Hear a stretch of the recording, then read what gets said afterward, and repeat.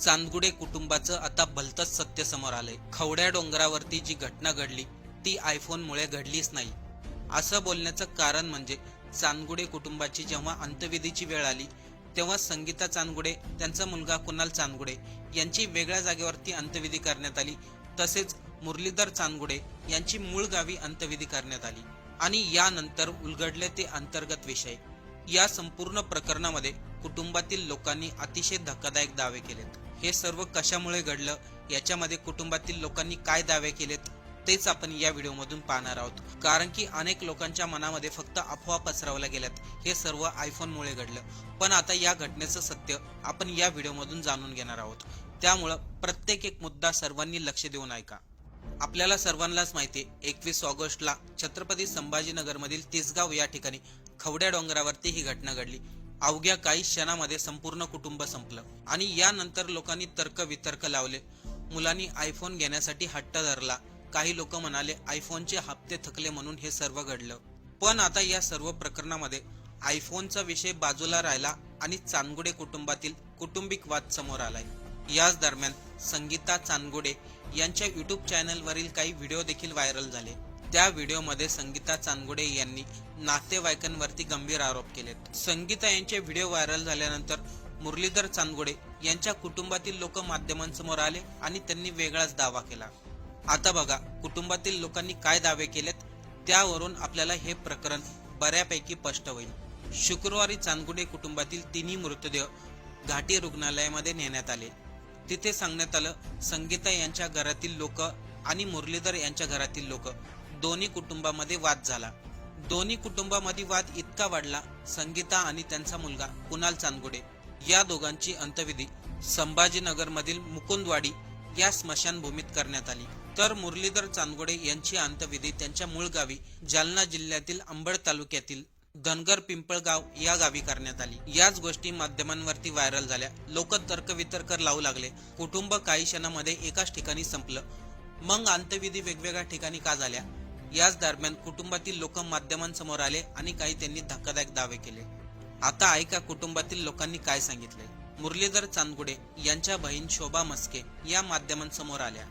त्यांनी डोंगरावरती जी काही घटना घडली त्याबद्दल आपली बाजू सांगितली। शोभा मस्के यांच्या म्हणण्यानुसार त्यांना जेव्हा या घटनेची माहिती मिळाली तेव्हा ते त्यांचा भाऊ मुरलीधर, मुलगा कुणाल आणि संगीता यांना पाहण्यासाठी घाटी हॉस्पिटलमध्ये आले होते। तिथे संगीता यांच्या घरच्यांनी मुरलीधर यांच्या घरातील लोकांना शिवीगाळ केली। याशिवाय कुणाल आणि संगीताला त्यांनी शेवटचं पाहून देखील दिलं नाही, असं मुरलीधर यांच्या बहिणीने सांगितलं। शोभा मस्के म्हणतायत, आम्ही तिघांचे मृतदेह आमच्या गावी घेऊन येणार होतो, त्यांचा अंत्यविधी आम्हीच करणार होतो। पण संगीता यांच्या कुटुंबातील लोकांनी सांगितलं, आम्ही संगीता आणि कुणालला घेऊन जातोय, तुम्ही तुमच्या मुलाचं बघा, म्हणजे मुरलीधरचं बघा काय करायचंय ते। यानंतर शोभा मस्के यांनी त्यांचा भाऊ मुरलीधर आणि संगीता यांच्या लग्नाबद्दल सांगितलं। मुरलीधर यांच्या बहिणीचं म्हणणं होतं, त्यांच्या भावाचं आणि संगीताचं लव्ह मॅरेज झालं होतं। अनेक वर्षापासून ते सासरवाडीला राहत होते। मुरलीधर त्यांच्या कुटुंबापासून दूर राहिले, बरेच दिवस संपर्कही केला नाही। शोभा मस्के पुढे असंही सांगतात, भावाची पत्नी संगीता हे मुरलीधर यांना घरच्या लोकांना भेटून देत नव्हते। 4 महिन्यापूर्वीच मुरलीधर त्यांच्या बहिणीच्या मुलाच्या लग्नाला आले होते। शोभा मस्के यांनी सांगितलं, मी भावाला सांगितलं होतं लग्नासाठी तुझ्या बायकोला आणि मुलाला घेऊन ये, पण भाऊ मुरलीधरने सांगितलं होतं आम्ही दोघे लग्नाला येणार नाही आणि ठरल्याप्रमाणे मुरलीधर एकटेच बहिणीच्या मुलाच्या लग्नाला गेले होते। त्यानंतर दुसऱ्या दिवशी त्यांच्या बहिणीच्या मुलाचा मृत्यू झाला। त्यानंतर मुरलीधर दुसऱ्या दिवशी तिथेच राहिले, म्हणजे गावी राहिले आणि या गोष्टीचा राग त्यांची पत्नी संगीता यांना आला। शोभा मस्केंनी सांगितलं, भाऊ मुरलीधर आणि पत्नी संगीतामध्ये या कारणामुळे वाद झाला होता। संगीताने त्यांचे पती मुरलीधरला स्पष्टपणे विचारलं, तुला घरची लोक जास्त प्रिय आहेत की आम्ही प्रिय आहेत? यानंतर संगीताने त्यांचे पती मुरलीधरला घरातून बाहेर काढलं। इतकंच नाही तर मुरलीधर यांना आपल्या वडिलांशी आणि बहिणीशी बोलून दिलं जात नव्हतं। 2 महिन्या अगोदर मुरलीधर गावाकडे कर्जमाफीच्या कामासाठी आले होते, तेव्हा त्यांनी आपल्या बहिणींना आणि वडिलांना सांगितलं, माझ्या बायकोने मला घरातून काढलंय, 2 महिने झाले, तरी देखील घरातील खर्च मीच करतोय, मुलाची फी देखील मीच भरतोय। गेल्या 2 महिन्यापासून मला बाहेर जेवण करावं लागतंय, ट्रक मध्ये झोपावं लागतं। हे सर्व मुरलीधर यांनी त्यांच्या बहिणींना आणि वडिलांना सांगितलं होतं। आता या सर्व गोष्टी कोणी सांगितल्या? मुरलीधर यांची बहीण शोभा मस्के यांनी। पण यानंतर संगीता यांच्या कुटुंबामधील लोकही शांत बसले नाही. त्यांनी वेगळेच दावे केले. संगीता यांची बहीण पल्लवी पाटील, आमची बहीण गेली, तिचा मुलगा गेला, आम्ही दुःखात आहोत आणि अशा परिस्थितीमध्ये मुरलीधर यांच्या कुटुंबातील लोक आमच्यावरती आरोप करतायत. संगीताची बहीण पल्लवी पाटील म्हणतायत, गेल्या 20 वर्षापासून मुरलीधर हे त्यांच्या घरच्यापासून दूर राहतायत. याच्या पाठीमागं कारण त्यांच्या कुटुंबातील लोक आहेत. पल्लवी पाटील म्हणतायत, चांदगुडे कुटुंबातील लोकांनी त्यांच्या मुलाला घर सोडायला लावलंय. याशिवाय संगीता यांच्या बहीण पल्लवी पाटील यांनी आणखीन एक प्रश्न उपस्थित केला. ते म्हणाले, कुणालच्या डोक्यामध्ये फावडं कोणी घातलं होतं, याचं उत्तर तुम्ही देणार आहे का? यावेळीच पल्लवी पाटील यांनी असंही सांगितलं, सध्या आम्ही दुःखात आहोत.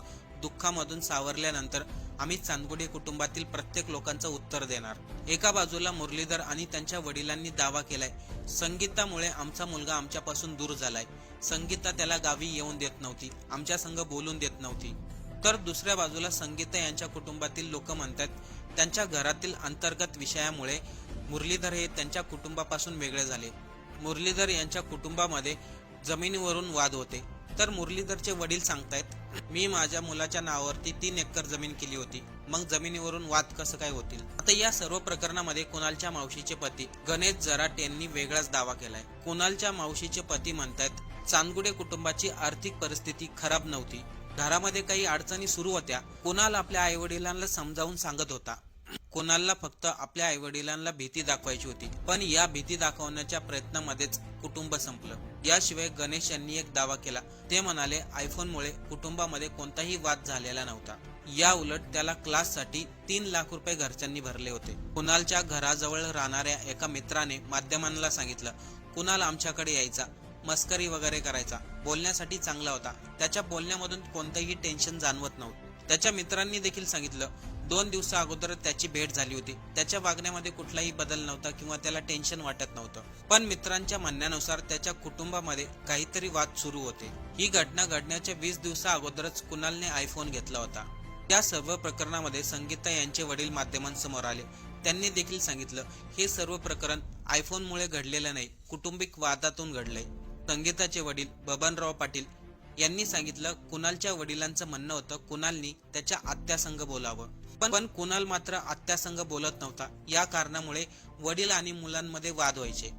पण हा सर्व वाद नेमकं कशामुळे झाला? मुरलीधर आणि त्यांच्या बहिणीमध्ये नेमकं कसं नातं होतं? संगीता आणि पती मुरलीधर यांच्यामध्ये काही वाद होते का?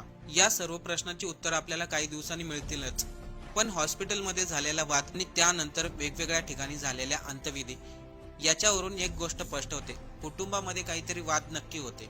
आता या सर्व प्रकरणावरती दोन्ही कुटुंबातील लोकांचं एकच म्हणणं आहे, कुणालला फक्त आपल्या आईवडिलांना भीती दाखवायची होती, पण त्या ठिकाणी मोठी दुर्घटना घडली. आता मुरलीधर यांच्या कुटुंबातील लोक जे काही सांगतात, संगीता यांच्या कुटुंबातील लोक जे काही सांगतात, त्यावरून हे सिद्ध होणार नाही हे सर्व कशामुळे घडलं. आता आपल्याला या सर्वांवरती काय वाटतंय? आपलं मत कमेंट करून नक्की सांगा.